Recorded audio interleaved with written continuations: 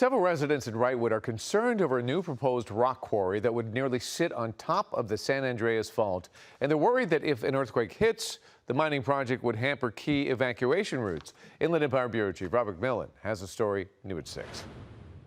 Years ago, we took a tour of the San Andreas Fault with Dr. Lucy Jones, the bus ride taking us up the Cajon Pass, past Lost Lake, and to the top of Lone Pine Canyon Road, where looking to the southeast, we could see the San Andreas Fault. These big boulders here could literally be thrown in the air, accelerations exceeding the force of gravity. And now, years later, there's concern among residents in the nearby town of Wrightwood about a proposed rock quarry practically right on top of the fault. They're going to be detonating and using high-powered explosives. This is nearly 300 acres, approved for 1,600 feet deep. Wrightwood resident Melissa Manning is part of a citizens group opposed to the project, concerned about air quality, wildlife, and earthquakes.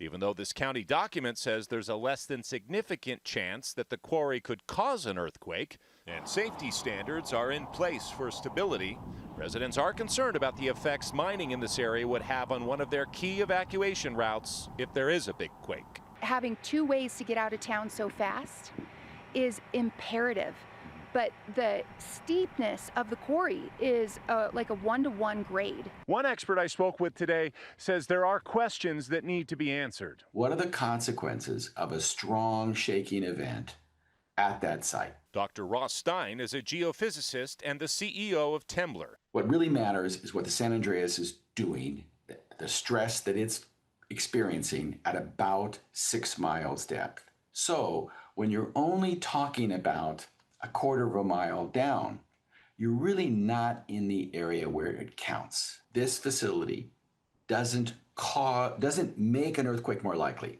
What it does instead is make the consequences of an earthquake greater. Along the San Andreas Fault, Rob McMillan, ABC 7 Eyewitness News.